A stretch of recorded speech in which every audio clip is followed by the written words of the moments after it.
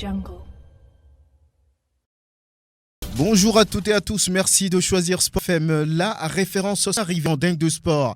Excellent après-midi à toutes et à tous. Dingue de Sport parle de la pandémie qui continue de sévir dans le monde. Calendrier sportif bouleversé, même disloqué.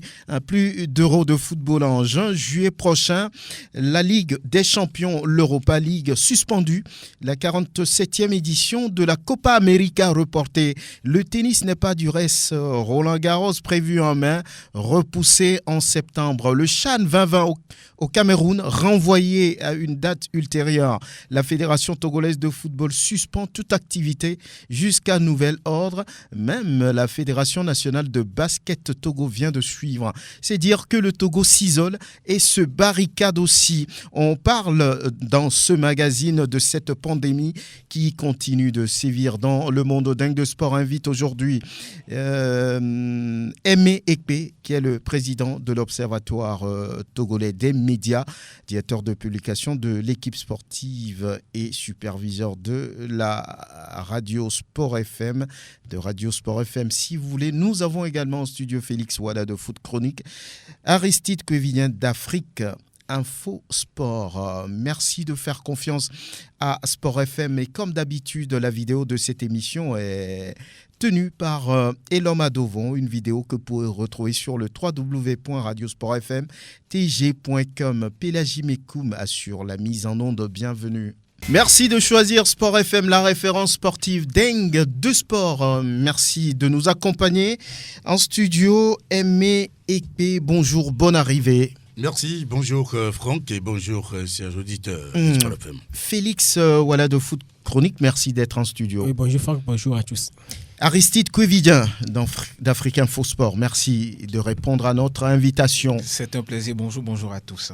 Alors, aujourd'hui, globalement, quel regard portez-vous sur cette pandémie qui continue de sévir, qui continue de créer la peur partout?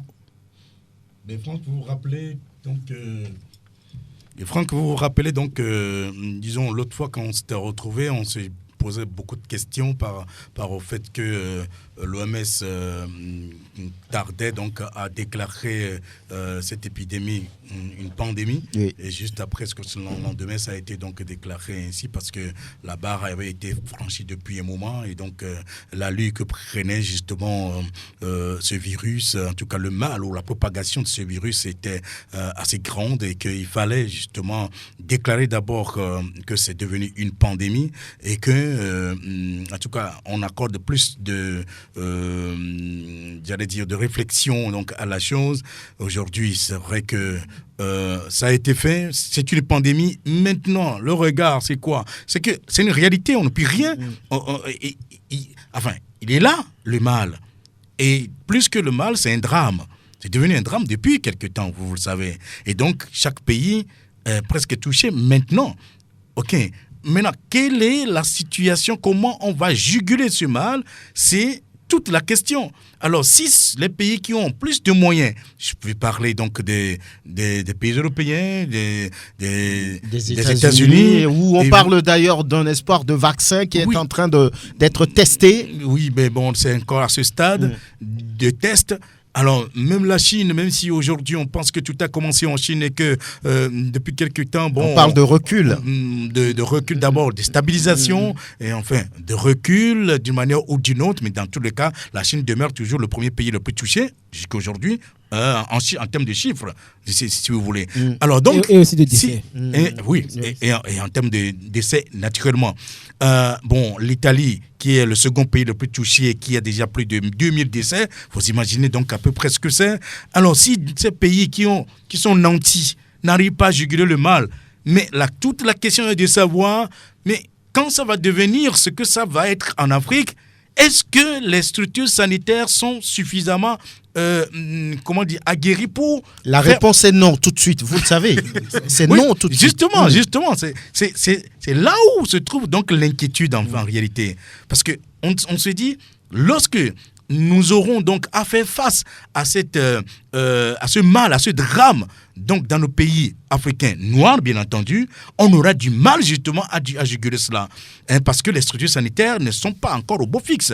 Même si il y a donc 48 heures, le Togo a débloqué 2 milliards de francs CFA pour faire face donc à cela. Pendant qu'au Ghana, à côté, on a débloqué plus de 58 milliards. Oui, mais voilà, donc toute la différence déjà donc à ce point. Et l'attention qu'on accorde d'ailleurs, qu'est-ce que nous faisons jusque-là? C'est un cas qui a été officiellement déclaré et qu'on dit avoir maîtrisé, on a pu donc stabiliser et que progressivement la malade est en train de recouvrer sa santé. Bon, maintenant, l'allure que prend la chose ailleurs fait que nous continuons à avoir peur ici. Il y a une certaine psychose qui se crée. Parce qu'on se pose beaucoup de questions. Et aujourd'hui, on était donc en atelier de formation, encore une fois, par rapport au climat des affaires. Et la question du coronavirus a été posée encore par rapport au fait que vous savez que ça sape aujourd'hui l'économie. Oui, on ne peut rien faire aujourd'hui sans parler du coronavirus. L'économie mondiale est atteinte. Les banques vont certainement avoir des problèmes. Vous savez que déjà les prix flambent sur les marchés, voyez-vous. Et donc, on a posé donc une question, par exemple, à la cellule climat des affaires, de savoir quel comportement les opérateurs de communication peuvent avoir par rapport à cette histoire et quelles garanties le gouvernement togolais donne. On n'a pas encore trouvé de réponse. C'est compliqué, oui. Aristide, ce n'est plus un secret pour personne. Le calendrier mondial bouleversé.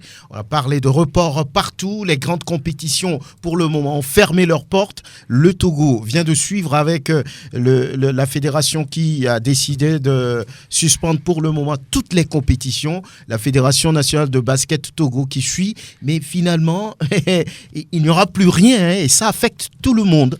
Ah oui. Ça veut dire que c'est un peu comme dans la Bible, on dit nul ne sait ni le jour ni l'heure par rapport au retour de Jésus. C'est-à-dire ça vous surprend. C'est de cette façon que la maladie surprend tout le monde. C'est-à-dire qu'on ne s'apprêtait pas, on ne s'attendait pas. Aujourd'hui en Afrique, on parle du VIH-Sida, on parle peut-être d'Ebola. J'ai l'impression que peut-être les Européens ont compris finalement les difficultés ou disons ce que les Africains ont traversé dans cette histoire d'Ebola ou encore d'autres pandémies. C'est leur Ebola qu'on est en train de vivre actuellement dans le monde. C'est mon impression. Et donc, ça a été, disons, déjà une guerre de communication. Parce que là, les Européens se rendent compte que si aujourd'hui on est là à parler de cette pandémie de cette façon et qu'on est obligé de connaître donc une trêve forcée sur le plan international, c'est parce que évidemment cette pandémie est devenue beaucoup plus gravissime. Alors moi, je pense quand même qu'on risque même de ne plus avoir ces compétitions avant 2020. La probabilité est forte. Avant 2021. Oui. Voilà, la probabilité est forte. Parce que déjà, quand vous voyez les Européens qui décident donc de ramener l'euro à l'année prochaine. Sur un an. Voilà. Le Chan a une date ultérieure. Et même quand on parle du vaccin, selon les spécialistes, il me semble que le processus est un peu long. C'est-à-dire, pour avoir ce vaccin, il faut au minimum 6 mois. Alors déjà, quand on se réfère à l'histoire de la santé, on se rend compte évidemment que les deux types les plus virulents qu'on a connus à ce 21e siècle, c'est-à-dire en 2002 et en 2012, et de coronavirus bien entendu, ces virus ont duré pratiquement un an. Ça y est, cette pandémie a duré pratiquement un an. De 2000, à l'époque, c'était encore une épidémie. Oui, c'était encore une épidémie, voilà. Et donc, la première épidémie de 2002 a fini pratiquement en 2003.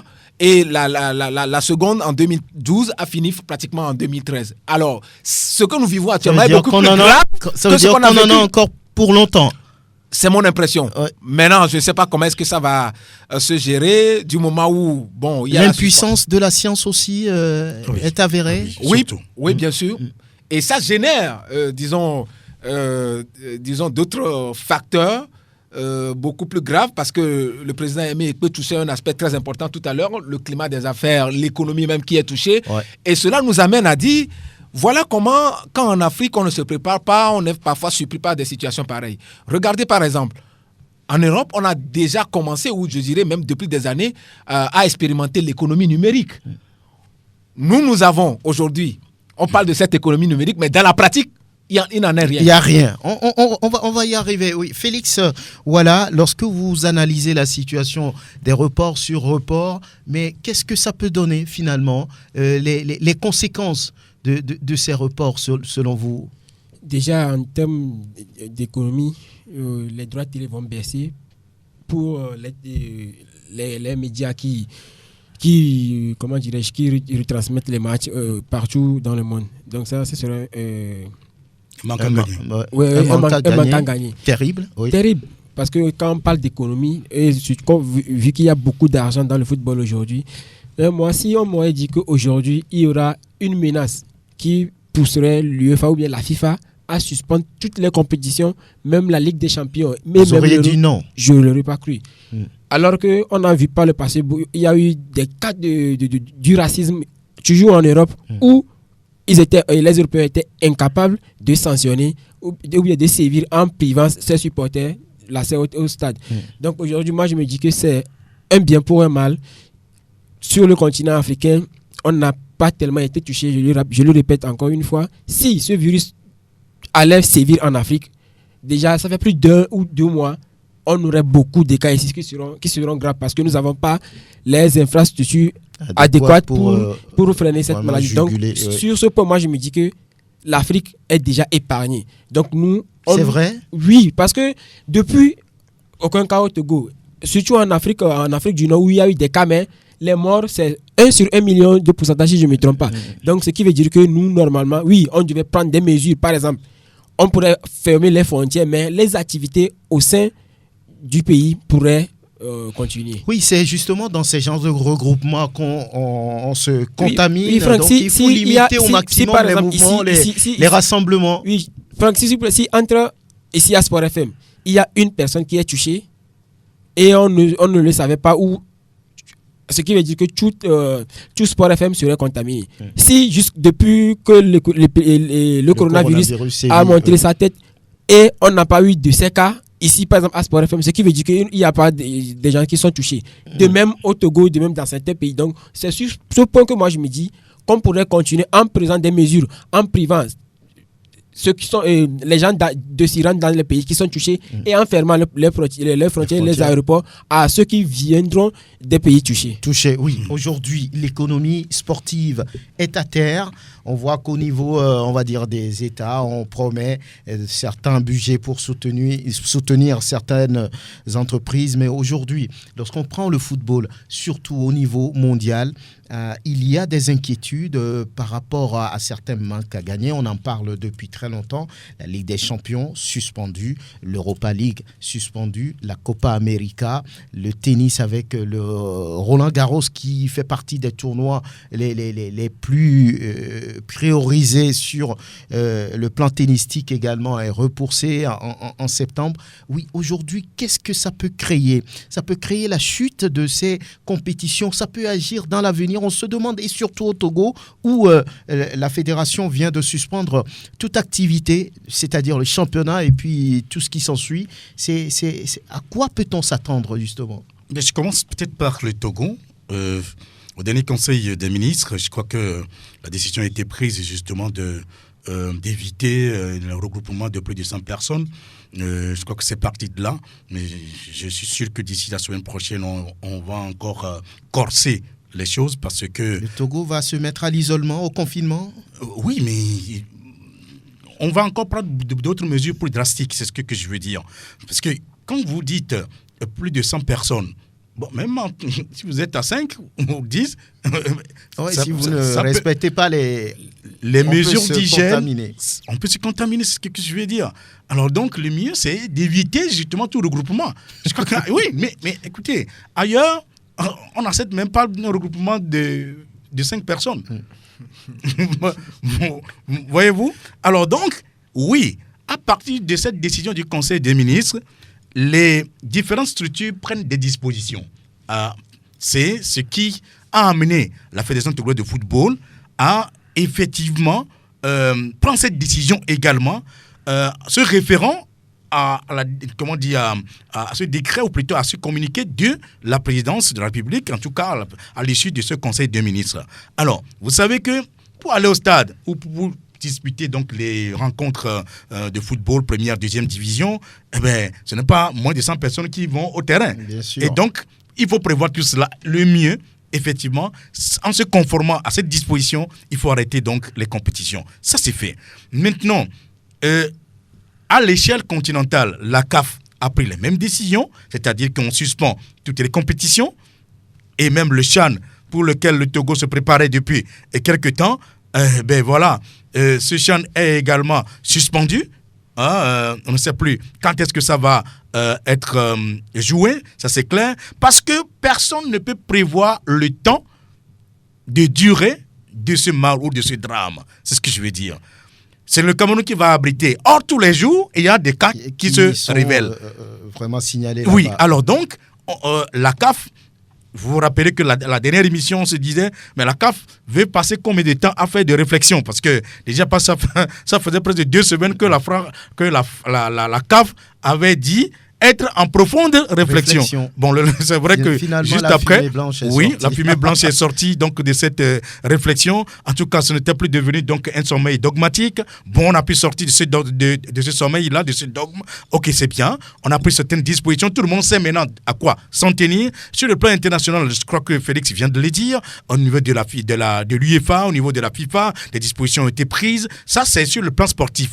Maintenant, sur le plan politique également, c'est des décisions qui sont prises. Vous savez, toute décision sportive a été prise par rapport à la décision politique qui a été prise. Voyez-vous? Oui, c'est clair. C'est ça, parce qu'il faut que le cas soit déclaré, il faut que des dispositions sur le plan politique soient prises pour que, effectivement, les associations également suivent. C'est ce que nous sommes en train de faire. Maintenant, la conséquence ou les conséquences dont on parle, c'est que c'est d'abord sur le plan économique. Sur le plan économique, nous aurons énormément de problèmes parce que c'est toute l'économie mondiale qui est à terre aujourd'hui ou qui inquiète aujourd'hui. Parce que si ça va durer encore 1 mois, 2 mois, 3 mois, 5 mois, 6 mois, vous imaginez à peu près ce que ça peut être. Est-ce que les banques vont pouvoir continuer à fonctionner? Est-ce qu'on va pouvoir continuer à verser les salaires? Alors, en Europe, au moins, en Europe et en Amérique, il y a au moins un système de travail, télétravail, où tu es à la maison, tu fais ton travail, n'est-ce pas? Parce que tu es connecté justement à ton bureau, à ton système et tout cela, et puis tu travailles. Ici en Afrique, encore le cas en Afrique, et particulièrement au Togo. Au Togo, est-ce que vous avez la possibilité de travailler chez vous à la maison pour que ça puisse avoir une rentabilité donc au niveau de l'industrie, au niveau de vos structures, de l'entreprise. Voilà donc autant de questions qu'on se pose et c'est pour ça que nous disons que mais c'est un drame que nous sommes en train de vivre. C'est inquiétant, mais pour le moment, c'est parce que jusque-là, on semble être épargné. Félix dit que l'Afrique est épargnée. Bon, c'est ça, c'est peut-être par rapport à ce qui est visible, oui, mais bon. Oui, pour le moment, c'est ça. Mais au même moment, vous savez qu'au Sénégal, le nombre augmente. Au Burkina Faso, à côté, le nombre augmente de jour en jour. Voyez-vous? Alors, ça veut dire que aucun pays n'est à l'abri. On parle de 30 au Sénégal. Hein. Au Sénégal, déjà, ça fait une trentaine. Trentaine, c'est déjà beaucoup. Vous comprenez? Beaucoup. Mais c'est vrai aussi que c'est toujours presque importé. Ou totalement importé, cette maladie. Puisque le foyer, c'est pas de l'Afrique. Hein. Le foyer, pour une fois, le foyer n'est pas en Afrique. Oui, ça fait rire, mais pour une fois, le foyer n'est pas en Afrique. Et même parce que le coronavirus n'a pas été découvert en Afrique. Ça a commencé donc en Chine, à Wuhan, justement, et après, ça s'est transposé donc en Europe. Et c'est de là, quand tu entends les premiers cas qu'on trouve donc dans les pays africains, c'est que oui, il est revenu de l'Italie, il est revenu donc de la France, il est revenu de l'Espagne. Bon voilà, donc c'est lui qui a contracté le mal. Et puis, bon ben écoutez, il faut mettre les gens en confinement. Est-ce que, encore une fois, nous avons les systèmes appropriés pour détecter au plus vite ce mal-là, ce drame-là? Voilà donc autant de questions que nous nous posons. Et je me dis toujours que, Franck, on a d'énormes difficultés à le faire. D'énormes difficultés et Aristide, le constat il est là, championnat suspendu, mais qu'est-ce qu'il faut faire, on va dire, par rapport à cette trêve forcée qu'est-ce qu'il faut mettre dans la balance? Est-ce qu'il faut rester comme ça? Oui, on a suspendu les championnats, les activités de football. Bon, on reste comme ça. Ou bien, il y a autre chose à faire? Non, je pense que sur le plan physique, c'est-à-dire pour les athlètes, on interdit le regroupement. Ils ne peuvent pas avoir, à mon avis, des séances d'entraînement. C'est pour cela, par exemple, je dis, vous allez voir un peu au niveau donc, de certains pays, on a décidé de jouer à huis clos, comme chez les Comoriens. Mais rapidement, ça a été dépassé. Ouais. On a vite changé d'avis. Je pense que au sein des clubs, il y a des gens qui sont atteints. Bien sûr. Et donc, je crois que ça devait être une raison, excusez-moi, farfelue de pouvoir ne pas protéger la population dans ces conditions. J'ai l'impression que sur les réseaux sociaux, les gens regardent plutôt l'aspect mathématique de la chose. Quand on dit 100 personnes, il faut aller au-delà de 100 personnes. C'est pour nous dire indirectement qu'on doit éviter au maximum ces regroupements. En fait, c'est ce que ça veut dire. Parce que les gens disent, si on veut organiser une manifestation qu'on est, disons, on n'atteint pas ça, donc on peut le faire. C'est pas ça le problème. C'est-à-dire, c'est pour nous dire indirectement que oui, il faut éviter au maximum le truc là. Au même moment, je pense que quand on circule de pays en pays, le fait de voyager et tout ça, bon, les gens, lorsqu'on n'a pas une priorité aujourd'hui par rapport au voyage, il faut limiter tout ça. Et je pense quand même que... Non, même pire, aujourd'hui, on ne donne même plus de visa, pratiquement. Mais on va te donner un visa pour aller où? Mais puisqu'à partir de vendredi, il n'y a plus de vols qui viennent de l'Europe, en tout cas des pays touchés. Des pays touchés vers le Togo. Voilà. La France, l'Italie, l'Allemagne, la Belgique. Le dernier vol qui va arriver de l'Europe... donc c'est demain jeudi. Après jeudi, il n'y aura plus un seul vol. Mais par rapport à ces vols, justement, est-ce que les dispositions ont été prises? Parce que là... Oui, mais bon, pour le moment, on prend les dispositions pour qu'à l'arrivée, en tout cas, qu'il y ait certainement, des contrôles qui soient faits donc, au niveau de l'aéroport pour savoir, mais est-ce que la température monte? Est-ce que la fièvre, est-ce que vous avez la fièvre? Est-ce que vous avez ceci? Même tout à l'heure, lorsque nous allions donc, pour l'ouverture de cet atelier de formation, mais tout le monde a été soumis donc, à cela. On vous torche donc sur les yeux pour avoir rapidement votre température. Vous avez réussi à l'examen? Oui, mais s'il n'a pas réussi, il ne devait pas essayer. Il devait être mis en quarantaine depuis. Je devrais être en quarantaine mis en quarantaine ou confiné quelque part. Alors donc pour le moment, c'est ça. On espère que à l'aéroport, on prend toutes les dispositions pour que, naturellement, dès qu'il y a donc ce petit problème-là, vous voyez d'ailleurs que le seul cas qui a été trouvé au Togo, c'est au niveau de la frontière Togo-Bénin. Togo-Bénin, oui. Mais c'est là où on a découvert et on l'a ramené donc en confinement. Et rapidement, donc, on a pu faire les analyses pour savoir que oui, voilà, cette dame a contracté donc, le virus. Et donc, c'est le seul cas qui est en train d'être jugulé. Au Bénin, il y a 3 jours, donc, on a trouvé donc, un premier cas qui est en provenance du Burkina Faso. Voyez-vous, le Burkina Faso qui avait déjà donc, déclaré en ce moment-là 15 cas. Aujourd'hui, ils sont déjà à 20.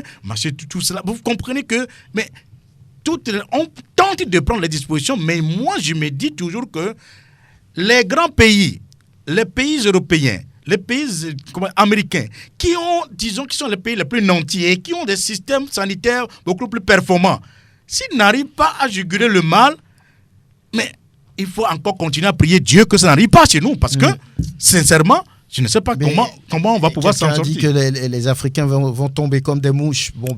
C'est par rapport au...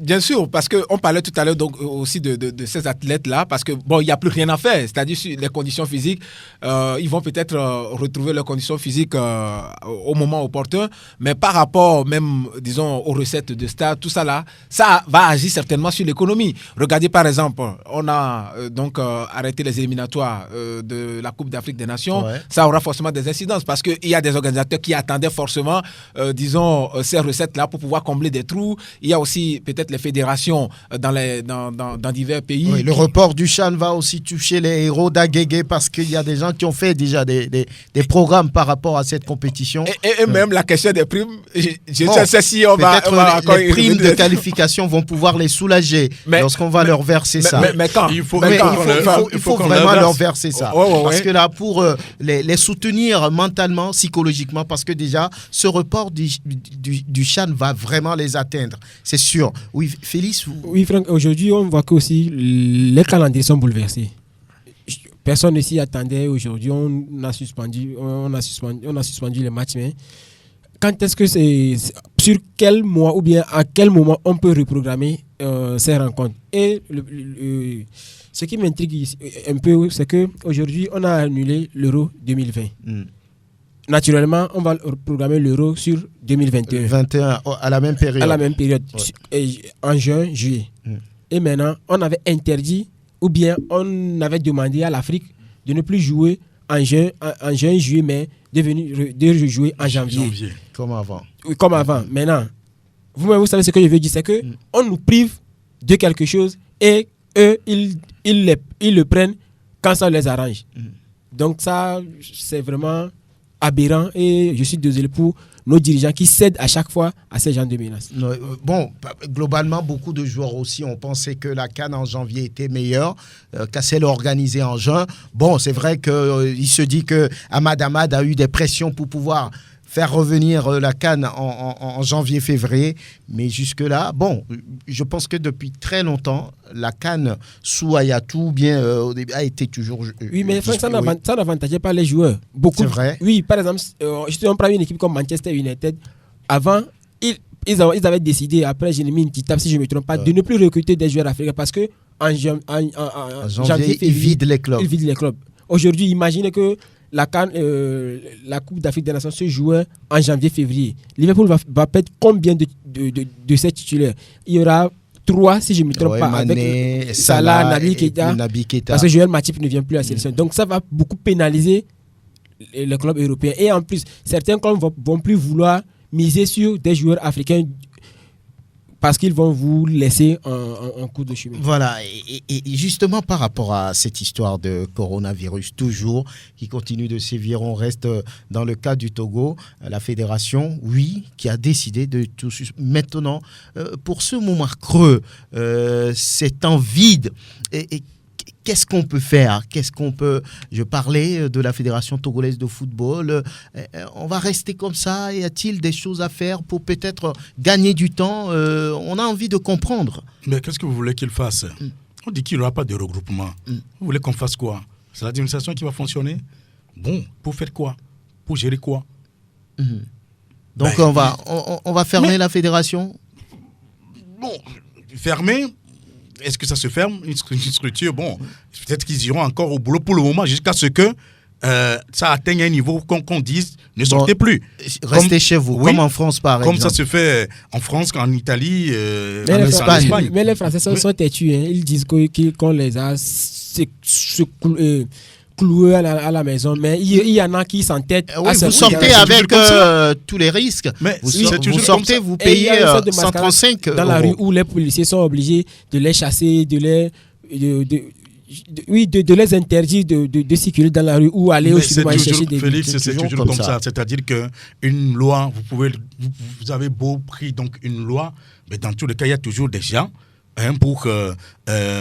qui vont se dire que ça ne les concerne pas. Leur argument, c'est que eux, ils ont su que les jeunes ne sont pas touchés, que ce sont les personnes âgées. Aujourd'hui, non, cette assertion est en train d'être dépassée, puisque les plus jeunes également sont touchés actuellement. Même les enfants sont actuellement touchés en France.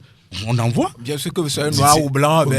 C'est plus une question de couleur, tout cela, où on se dit, bon, écoutez, ça n'atteint pas les Africains, mais depuis quelques semaines déjà, vous avez vu qu'il y a également les Noirs qui sont atteints. Oui. Et donc, non, écoutez, pour le moment, c'est peut-être se remettre à la providence parce que, ok, l'Afrique, pour le moment, n'est pas touchée comme les autres continents. C'est pour ça que je dis, pour l'une des rares fois, il y a donc une pandémie qui sort et qui n'affecte pas subitement l'Afrique. Maintenant, est-ce que nous avons la possibilité de nous préparer pour juguler ce mal? C'est toute la question. Et c'est ça mon inquiétude. Et ce n'est pas une question de Togo seul, je veux dire. C'est parce que nous n'avons pas, justement, les structures nécessaires pour cela. Et le Togo n'a pas assez de moyens. Mais on tente de faire quelque chose. Nous sommes d'accord. La preuve, il y a eu donc un conseil des ministres qui s'est planché sur le problème. N'est-ce pas? Et il y a eu une disponibilité financière qui a été dégagée. 2 milliards, ce n'est rien, mais ce n'est face pas... aux 58 du Ghana. Oui, mais ce n'est pas grand-chose, mais en même temps, c'est quelque chose pour commencer quelque part. Voyez-vous? Et donc, on s'est dit, OK, on se tient prêt. Maintenant, il faut également la gestion du personnel qui va s'occuper donc de ces cas-là. Ça aussi, c'est un autre problème. La gestion de ce personnel, avoir le matériel qu'il faut, n'est-ce pas? Et je vous dis qu'il y a de cela 2-3 jours qu'on a créé ce fonds. Maintenant, il faut déjà commencer à acheter le matériel adéquat, à former les agents spécialisés pour les rendre spécialistes donc en la chose, pour pouvoir justement faire face à cette situation si jamais elle arrive. Alors donc, c'est des dispositions qu'il faut commencer à prendre. Et on devait donc déjà le faire depuis un moment. Mais il n'est jamais trop tard pour le faire. On va se dire ça. Ce que j'ai dit, oui. Vous voulez dire d'ailleurs que il y a la fédération de basket qui a également suspendu ses compétitions. Oui. Toutes les autres fédérations vont suivre. Ça, c'est clair. Il y a même pas ça, c'est clair. Et on ira même plus loin. C'est sûr que d'ici vendredi ou la semaine prochaine... Ça les arrange d'ailleurs, puisque beaucoup de fédérations ils n'ont même pas de moyens. Voilà, ils ne font rien. Oui, mais ils peuvent rapidement déclarer que, bon, OK, c'est une situation qui les arrange peut-être. Oui, on va recevoir Pafio Dobou, qui est le directeur des compétitions nationales et internationales au niveau de la Fédération togolaise de football. Pafio Dobou, bonjour. Pafio Dobou, vous nous suivez ? Il est parti. On espère le retrouver après Aristide. Oui, je pense quand même qu'il faut prendre des dispositions. Comme nous le disons, il faut aussi sensibiliser les gens sur le fait qu'on doit se laver proprement les mains pour éviter au maximum donc, des contacts, etc. et éviter donc, cette maladie qui est devenue, comme nous le disons depuis quelques heures, quelques minutes, une pandémie et qui fait extrêmement peur à toutes les nations.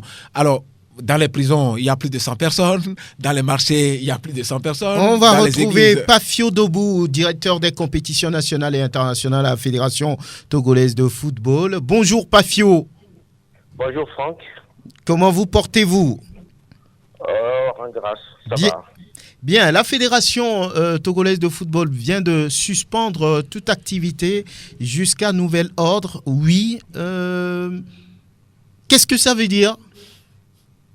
Donc ça veut dire qu'il n'y aura plus de compétition organisée par la FTF jusqu'à nouvel ordre. Les championnats D1, D2, les coupes. La coupe de l'indépendance, tout est arrêté pour le moment. Tout est arrêté. Alors, quelles sont forcément les conséquences que vous imaginez par rapport à ce report, à cette suspension? Mais les conséquences sont énormes. Il y a d'abord tout ce que les clubs ont engagé, tout ce que la fédération a engagé. C'est des conséquences financières. Il y a beaucoup de choses qui vont se passer. Et on attend que ça finisse pour qu'on puisse faire la programmation. Quand ça va finir, quand le championnat va continuer, et la saison, qu'est-ce qu'on en fera? C'est beaucoup de choses. Oui, donc vous pensez déjà peut-être à une saison blanche, c'est ça? Non, on ne pense pas à une saison blanche, mais on pense à ce qui va être. Il faudra que le comité se réunisse pour prendre. Mais aujourd'hui, on ne peut pas parler de saison blanche parce que ça fait qu'un jour.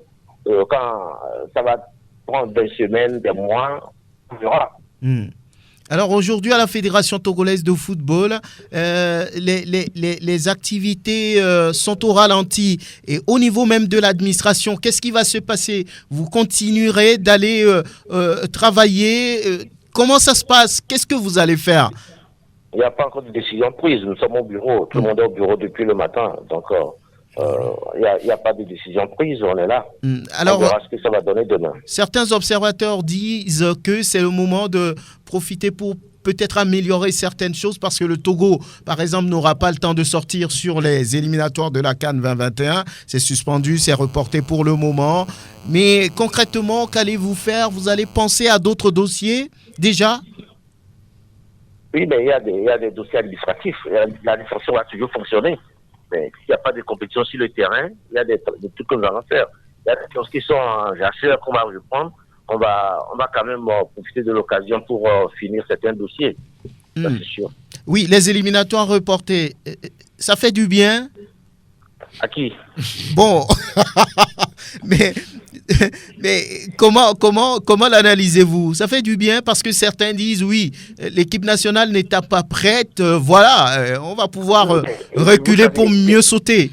Non. En tout cas, le Togo n'est jamais prêt, donc il n'y a pas de problème. C'est la compétition. Si aujourd'hui il n'y a pas de compétition, ça ne fera pas du bien à la fédération. Donc, ça fait du bien à quelqu'un, d'accord, mais pas à la fédération. Bien. Voilà peut-être un sujet qu'on va aborder comme ça. Mais les violences font leur retour sur les stades. La dernière fois, lors du match JCA à Kotoko, oui. Que dites-vous? C'est malheureux. La commission chargée de gérer ce problème est à pied d'heure. Elle s'est réunie hier. Je crois que, comme d'habitude, ça va juger et puis on verra ce que ça va sortir après la décision. Pafio Dobou, avant de vous laisser partir, vous avez peut-être un mot à dire?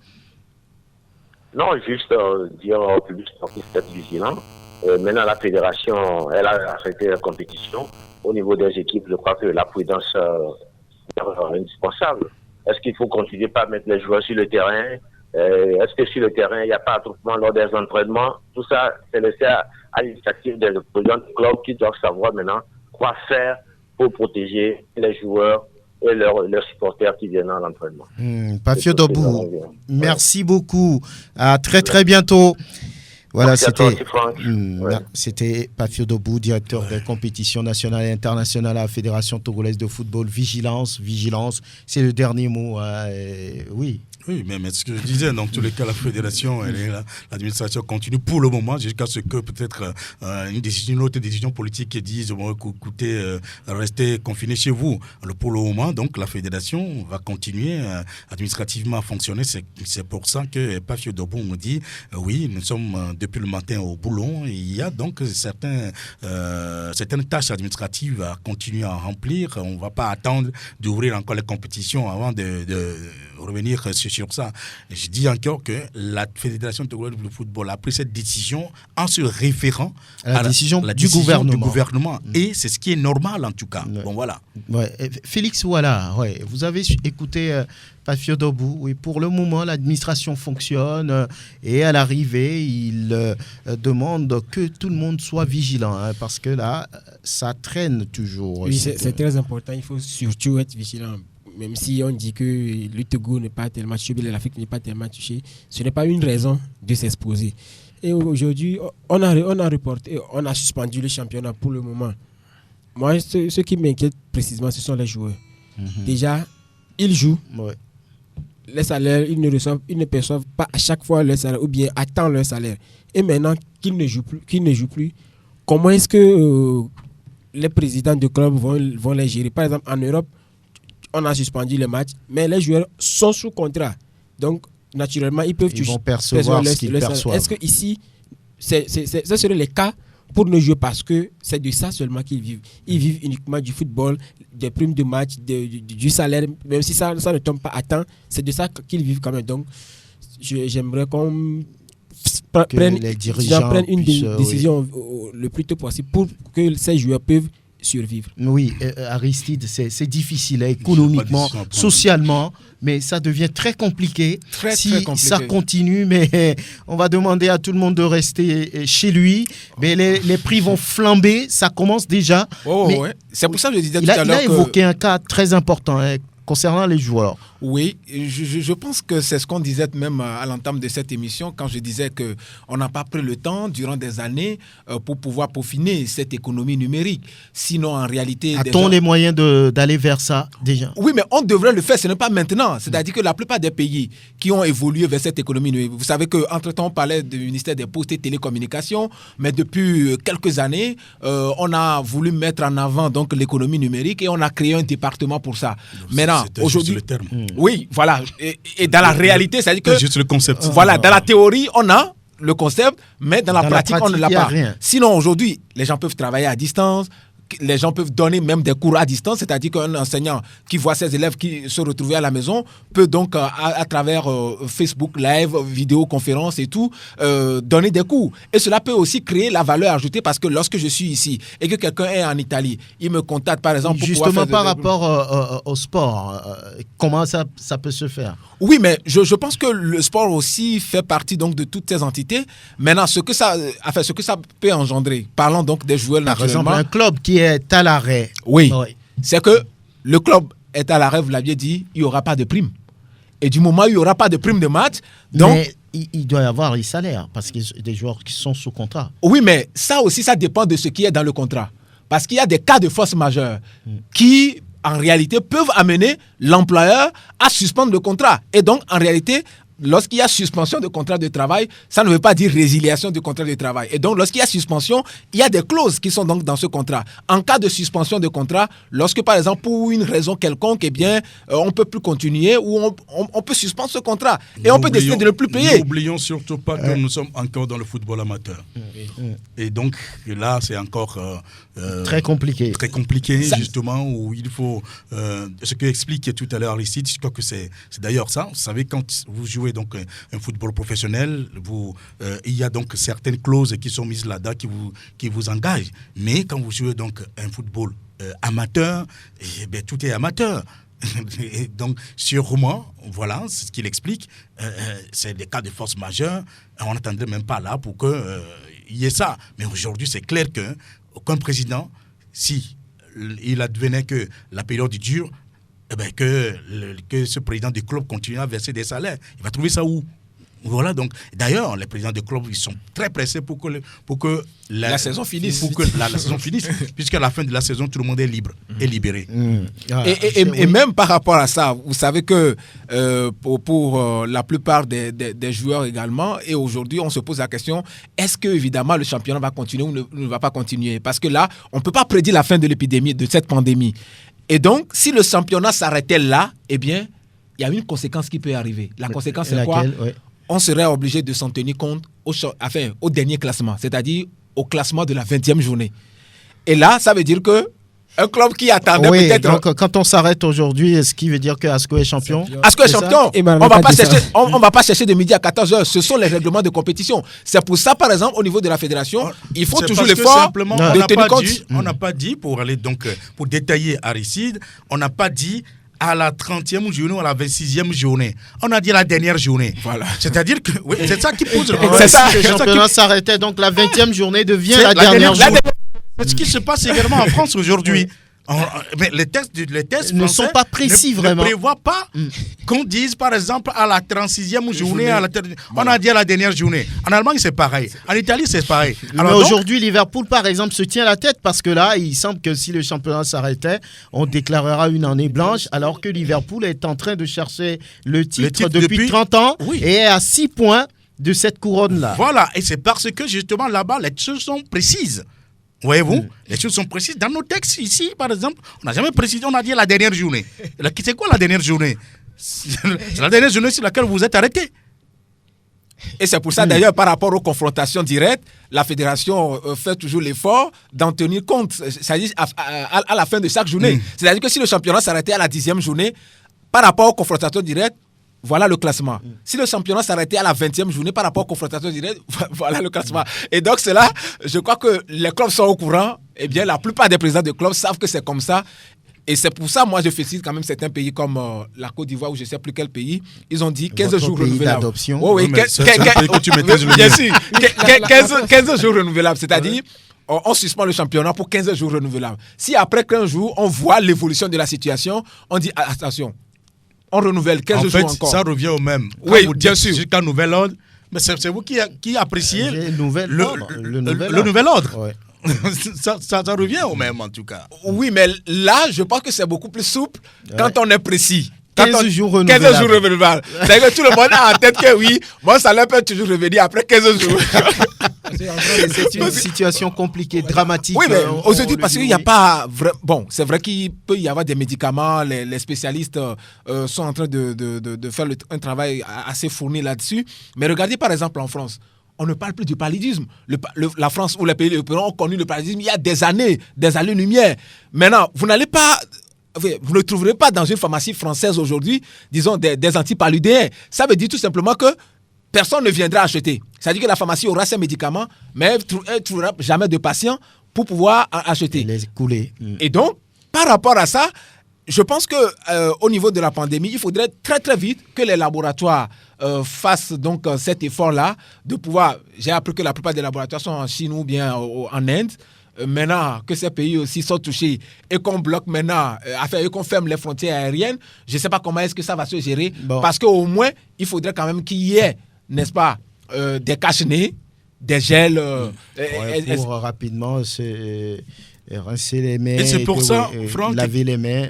Oui, c'est pour ça que moi, jusqu'à présent, je ne comprends pas le ministère de la Santé au Togo. Ici. Je reviens donc sur le cas Togo. Et, OK, au niveau du gouvernement, on a annoncé qu'il y a donc cette situation. Maintenant, je ne vois pas en réalité la communication qu'il faudra faire autour de ce fléau, parce que c'est devenu un fléau en tout cas, et de manière à ce que les populations sachent comment se comporter, n'est-ce pas, par rapport à ce drame. On se contente donc... Des messages courts doivent être faits mais en accord avec les médias. Avec les médias, on met tous les médias à contribution. Même dans les langues locales. Dans les langues locales, etc. Pour amener les populations à s'approprier, en tout cas, les méthodes de prévention. Parce qu'aujourd'hui, on le dit comme cela, c'est sur les réseaux sociaux, avec tout ce qui... Et il y a trop d'informations sur les réseaux sociaux, de l'intox, les gens ont tellement d'informations. Beaucoup d'intox, justement, qui passent sur les réseaux sociaux, où on va vous dire, non, mais écoutez, quand vous chopez donc, le coronavirus, il suffit donc de prendre sur habit avec tel... Mais c'est faux, c'est dramatique, c'est faux tout ça là, Mais il n'y a aucune communication pour interdire ça, enfin, pour réglementer cela. Et c'est ça mon inquiétude également. Donc, en réalité, je crois qu'au niveau du gouvernement, on devrait engager le ministère en charge de la Santé à, confectionner des bandes d'annonces, n'est-ce pas? Des messages courts. Des messages courts en forme de publicité, n'est-ce pas? Pour passer en boucle sur les télévisions, sur les radios, dans les presses écrites, sur les presses en ligne, et même utiliser justement des capsules sur les réseaux sociaux et surtout envoyer ces bandes sonores-là en langue locale, n'est-ce pas? Pour, faire en sorte que les populations puissent comprendre d'abord la chose, se l'approprier et justement se comporter convenablement. Je crois que le défi, c'est encore à ce niveau. À ce niveau-là, oui, on va terminer. Oui. Pour apporter de l'eau au moulin du président. Par exemple, vous avez vu la vidéo de Soprano et Kawe sur Énergie où il faisait la publicité. Même il y avait le gars, Juan Gomez, avait sur RFI qui a fait aussi une montée comment prévenir cette maladie. Sport FM passe des messages aussi dans ce sens. C'est vraiment important. On peut dire qu'un effort est en tête de se faire parce que j'ai suivi des émissions où il y a eu des cas de guérison en France et notamment en Chine. Je pense que ce que dit le doyen Aimé Lebon est très très juste. Parce qu'en période de crise, il faut une communication de crise. C'est-à-dire, on ne va pas se comporter comme si de rien n'était. En période de crise... Comme on était dans une situation normale. Bien sûr. C'est-à-dire, c'est vrai qu'on ne va pas être alarmiste, mais il faut toujours, une communication de crise. Anticiper les choses et tout. Parce que moi, je dis tout. Écoutez, la plupart du temps, on dit l'État. Mais l'État, en réalité, c'est qui? C'est nous tous. Merci Aristide Quevilien d'être venu. Merci Félix. Merci MEP d'avoir participé à cette émission. Et l'homme à Dovon pour la vidéo. Belaji Mekoum, à très bientôt.